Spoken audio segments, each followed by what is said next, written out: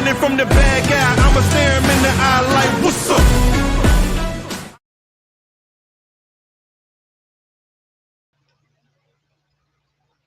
Hello, everyone, and welcome to day 16 of my Story My Strength 365-day challenge.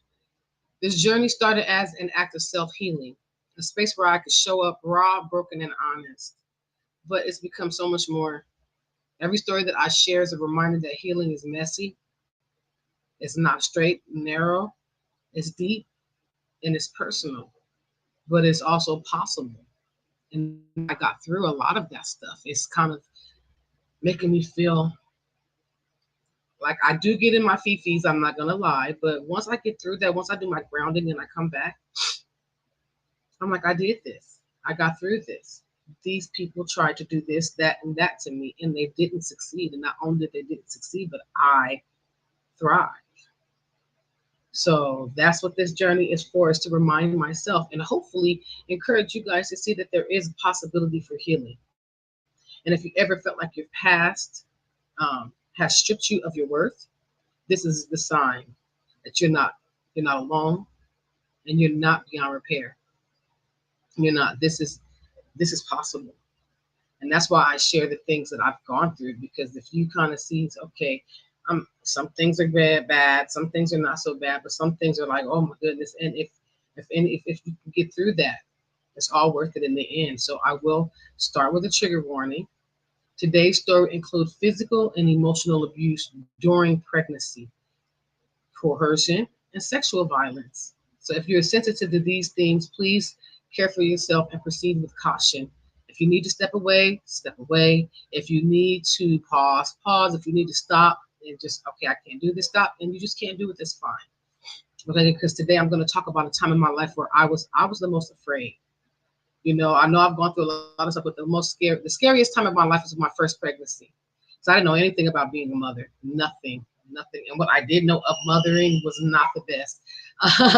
um, I didn't know what to expect. I didn't know what to think. I just kind of said, okay, I'm going to keep this baby and do the best I can. And I was only 17 years old. Okay. I was not even out of high school. And of course, I was pregnant by someone who at the time was 24, 25 years old. And he was not a good person. But what I can say is my mom, I was still a minor and I'm on her insurance. So she made sure that I had the best OB care. So I had access to a really great doctor. I wasn't afraid of the child that was growing inside of me. I was afraid of man. I was afraid of, and at the time they told me I was having a daughter. Like they told me the wrong thing, you guys. Don't always believe those gender reveals. I swear they told me I was having a girl and I had a boy, but I was constantly worried. What would he do to this child once it was born, especially since they told me I was having a girl? What kind of father would he be? I already seen how he acted as an uncle, and that was deeply disturbing because he was not a good uncle. Like he smoked weed with his nephew when he was 3 years old. The nephew was 3 years old. Like what kind of person does that? Things I witnessed, the stories that I heard made my stomach turn. It's like, no, I was terrified. And he was rarely involved in my pregnancy. I was living in an apartment alone. My mom helped me get into an apartment. He came over when he wanted to, and he stayed gone most of the time. I had a friend there that I really, really loved, and we became really close, my neighbor. But he was barely a presence, but he was always, always a problem. He stole from me.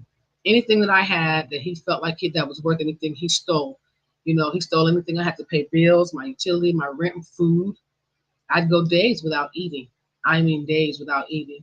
And I had a high risk pregnancy, so I was always sick. I was severely, severely dehydrated. I eventually required a home nurse to come in my apartment and check on me throughout the day because I was really sick. Again, good insurance. So one night I realized that the rent money that I put away was missing, and I was about 5 or 6 months pregnant at the time. And I'd walk to his sister's house, hoping that he'd be there and that it be taken care of. And this is not a short walk; it was like maybe an hour, hour and a half walk. And I'm really big pregnant. My first child just got off of an IV because I was on bed rest. So And I'm like, I didn't need any of this. And of course, he was like, yeah, I took it because I'm going to flip it and make more money so that we can get some things for the baby. But I'm like, I don't want you to flip it. I don't want you to do anything. I just want to pay my rent. So I'm like, please just give me the money back. And we're arguing. And at this time, he was living with his mom and his sister. They were all living in one, little 3-bedroom apartment. And his sister and his mom, they come in the room and they naturally take his side. And I was told, like, you tripping. You need to just go home. He gonna give you your money back. You tripping, you tripping. He probably gave them some of my money. Honestly, I don't know. But of course, they took his side. You tripping. Go home. And I was just tired. I was exhausted. I was terrified. I was desperate. And I left. I walked out the door. They lived in the fourplex, but it was a 2-story fourplex, so they stayed on the second floor. So I walked down the stairs, and as I'm down the stairs, I'm just like, oh my God, I'm yelling. Like, he's so sorry. He's a sorry ass MF. And I'm just like, I can't stand, I'm sick of this shit. And then I started to scream. I said, and ain't this about a bitch? And at the same time, his mom comes outside yelling something at me. I don't know, probably telling me to shut up, whatever she was trying to tell me. I didn't hear anything that she said, but I'm talking to myself. But he thought I called his mom a bitch. So then he ran, because he was walking one way and I was walking the other. He ran down the street after me, and I didn't even see him coming. He just started to slap me across my face. Then he started to punch me in my face. And all I could do is just grab my stomach. So I did everything I could to shield my belly so that the baby would be safe. And the sister comes out screaming at him to stop. And as she's running down the stairs, she's telling him, like, she's pregnant. What is wrong with you? She's pregnant and you on parole. If you don't stop, okay. If you don't stop, you're gonna go your ass back to jail. And then she takes me back upstairs and she pulls me in the bathroom, and she started cleaning my nose and my lips because it was bleeding really badly. She kind of helped me clean my face. But I'm just like, no, just leave me the fuck alone. I was tired. So I walked home by myself, pregnant in the middle of the night. And again, it took me over an hour, maybe even 2 this time, because I'm in pain. Because when he hit me, I fell to the ground, and I don't know what happened. My back was hurting, my legs was hurting, my face was hurting. So it took me I took my time walking home. And it didn't even end there. Later on that night, he comes to my apartment. And of course, he feels bad. So he's trying to make up with me. And I don't want you touching me. Just get off me. But still, he forces himself on me and he chokes me around my neck. It's like, you need to just get over it. So I just laid there, protecting the only thing that I could, which was my stomach, my belly, my unborn baby. Just do what you're gonna do. Get out of my house. I just couldn't do it anymore. And that experience, like every experience that I went through, shattered something in me. I started, and little pieces, just little pieces. Every time I went through something else shattered in me. And I started to believe that I was nothing more than a container, something that just can be used and thrown away, violated, and then just left hollow. I believed that love meant pain because that's what I knew. My mom, now him, love means pain. That protection, sorry, I believe that protection was just kind of a fantasy. No one's going to protect me. And motherhood would be kind of something that I would have to fight.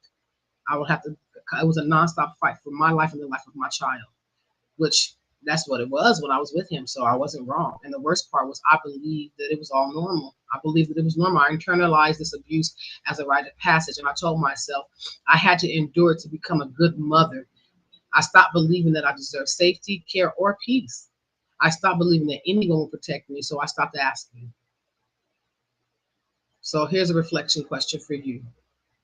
What lies were you taught to believe about love, protection, or your worth because of the way the way someone treated you during a vulnerable time in your life? So what lies were you taught to believe about love, protection, or your worth because of the way someone treated you during your most vulnerable time? It doesn't necessarily have to be a pregnancy. It could be an illness. It could be a mental illness. It could be just a time in your life where you were the most vulnerable. What were you taught about love, protection, and your worth? And more importantly, are you still carrying those lies? Because they are lies. If you're still carrying those lies, then that's what this episode is about, to help reframe and affirm. Okay. So my negative mindset, The mindset that I was in was I'm something to be used, not worthy of being protected. I deserved what happened to me because I stayed, even though I didn't stay because I wanted to. I stayed because I was forced to, but I didn't think about that. So how I had to reframe myself was that version of me believed survival meant silence. But now I recognize that silence is not safety, it's suffocation. I did not deserve the harm. I deserved healing. I didn't stay because I was weak. I stayed because I was trying to survive the only way I knew how. So reframing doesn't erase what happened, it rewrites the meaning and it gives you hope. So that's what I'm giving to you, a way to reframe that. You don't deserve what happened to you. You've never deserved anything negative that happened to you. Silence is not safety. It's not. I'm not telling you to speak up and do anything that's going to put you in any type of harm's way. But what I will say is tell a friend, find an advocate, open your voice, mouth, and share your story with someone who can help you safely now, safely. Uh, so here's an affirmation for myself and for you all. I am not broken. I was brave in the face of brutality. I am not a victim. I am proof that healing is possible. My past may have been violent, among other things, but my future is powerful. Okay? My future is powerful, and so is yours. So here is like a mini coping tool that I can help. I hope that helps you guys through this. And the coping technique is a bilateral stimulation for emotional regulation. Okay, I'm going to say that again. It's called a bilateral stimulation for emotional regulation. This helps calm the brain's survival response and bring the body back to safety. So it gets your brain out of survival mode and it brings you back into a safe place. So what you do is you sit somewhere quiet, comfortable, somewhere that's safe for you, and then you place your hands on your thighs. You can't see me, but I'm placing my hands on my thighs. Okay. And then you alternate tapping your left and your right thigh gently with your hands. Left, right, left, right, left, right. Do this for about 1 to 2 minutes. And while you do this, left, right, breathe. Slowly breathe. If you need to close your eyes, I close my eyes for everything. So left, left, right. Deep breathe, slow, tapping your leg, alternate left, left, right, left, right. And as you tap, you say this phrase softly in your mind. I am here, I am safe, I am in control as you're breathing. I am here, I am safe, I am in control. Okay. This technique mimics the brain's natural processing.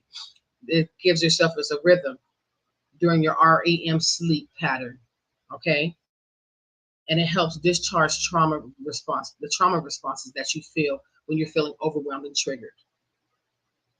So just left, right with the deep breathing. Okay. So that's kind of a way that you can kind of reset your body, reset your brain so that you can calm your body. And you can do it anywhere. It reconnects you to the present where your power actually lives. Because the past is the past. The trauma lives in the past. Your power lives in the present. And this can bring you back into the present. It's not going to be something that's easy again, but it's something, and you have to do it daily, daily, daily, before you can kind of see. Because again, everybody expects this, but nothing is easy. It's always going to take work. Sorry. It's always going to take work. My light is just being funny, and effort, because you cannot give up on yourself. Because when you give up on your healing, you're giving up on yourself. So here's the 1 minute empowerment challenge. Okay. Um, this challenge is for you to create a power list. Okay. Write down 3 times you survived something that no one knew about, something that you kept to yourself. And then beside each one, write one strength that version of you had. If it was a sexual assault, you survived it. How? What was your strength in that? If it was a physical assault or mental depression or mental stress, whatever it was, write down 3 times you survived something that no one knew about. And then beside each one, write one strength that version of you had during that time in your life. So examples of that is endurance, courage, silence, resilience, hope, love, etc. And then say them out loud like armor. I have endured. I have overcome. I carry the strength in my bones. And let those words echo louder and louder and louder until it's louder than your pain. Okay, and this is something, again, this is a challenge that I give to you. And you can do this on a regular basis. It doesn't just have to be today.